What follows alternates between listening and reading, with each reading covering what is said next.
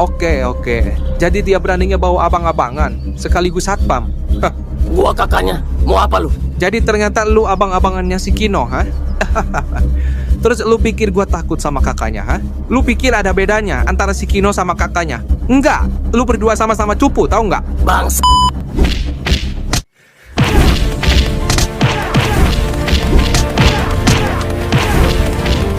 Akhirnya, Robert benar-benar tak berkutik di hadapan Kona.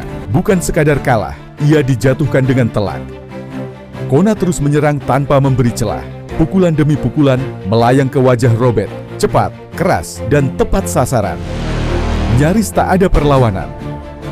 Setiap kali Robert mencoba bangkit, satu pukulan lagi membuatnya kembali terhuyung.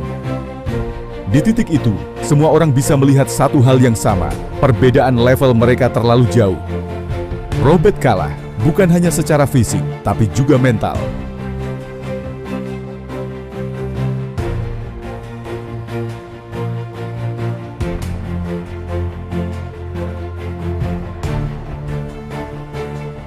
Sementara itu, di tempat lain, bel sekolah baru saja berbunyi. Robbie terlihat sedang mengobrol bersama Peto. Suasana mereka jauh dari santai.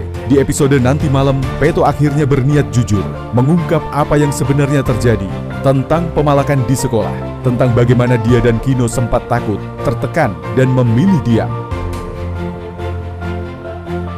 Sebelumnya, Peto dan Kino juga sudah lebih dulu menceritakan kejadian itu kepada Kona, dan itulah alasan kenapa hari itu Kona tidak masuk. Bukan bolos, bukan menghindar, tetapi Kona sedang bersama Kino, mencari Robert untuk memberi pelajaran.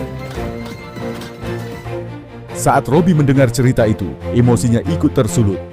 Sebagai sahabat Kona, ia tak terima jika temannya harus menghadapi semua ini sendirian. Amarahnya bercampur rasa bersalah karena merasa terlambat tahu. Robbie langsung bertanya, di mana Kona dan Robert bertemu. Sayangnya, Peto tidak mengetahuinya, dan itu membuat Robbie semakin gelisah. Kembali ke tempat kejadian, Robert terkapar, napasnya berat, matanya menatap Kona dengan campuran kaget, takut, dan tak percaya. Ia tak menyangka dirinya bisa dikalahkan semudah ini. Dengan suara lirih, Robert akhirnya mengakui satu hal, Kona memang jauh lebih unggul darinya. Ia benar-benar tak bisa berbuat apa-apa. Di saat itulah Robert meminta maaf, bukan pada semua orang, tapi khusus kepada Kino, atas semua yang telah ia lakukan. Robert sadar sekarang, Kona bukan orang sembarangan. Selain alumni sekolah itu, nama Kona sudah lama dikenal. Dulu, dia adalah salah satu murid paling bandel. Dan ucapannya saat itu terdengar jelas, dingin, dan penuh peringatan. Lu berani macem-macem sekali lagi di sekolah itu, lu urusan sama gua. Kona menatap Robert tanpa emosi. Lalu menambahkan dengan suara rendah, sekarang lu pergi sana, awas lu macem-macem lagi. Tak ada ancaman berlebihan. Justru itulah yang membuatnya terasa lebih serius. Robert tak berkata apa-apa lagi. Ia langsung bangkit, tertatih, lalu bergegas pergi meninggalkan tempat itu. Hari itu, Robert pergi bukan sebagai penguasa, tapi sebagai orang yang akhirnya sadar bahwa ada batas yang tak boleh ia lewati lagi. Gua kira nyali lu beneran gede, Kino. Ngajak gua duel, 1 lawan 1, di tempat sepi. Di sudut sekolah yang bahkan suara langkah kaki pun jarang lewat. Gue sempat mikir, oh, akhirnya lu berani berdiri sendiri. Ternyata gue salah. Karena yang gue lihat bukan cuma lu. Lu datang bawa abang lu, si satpam itu, si Kona. Hah, lucu. Bukan lucu yang bikin santai, tapi lucu yang bikin dada pengen ketawa dan marah di waktu yang sama. Dari semua kemungkinan yang muter di kepala gue, ini yang paling nggak gue duga. Lu ngajak duel, tapi masih nyari sandaran. Lu minta 1 lawan 1, tapi pas waktunya tiba, ada orang berdiri di belakang lu. Dan lu pikir itu bikin lu kelihatan berani. Gue ketawa, karena ironis. Lu tahu, Kino, gue bukan tipe orang yang kaget lihat jumlah. Gue udah sering berdiri sendirian ngelawan lebih dari 1, 2, 3, kadang lebih. Dan setiap kali itu kejadian, yang bikin gue tetap berdiri bukan karena badan gue paling kuat, tapi karena gue nggak pernah ngasih ruang buat takut. Karena sekali aja gue mundur, besoknya semua orang bakal tahu, mereka bakal nyium darah.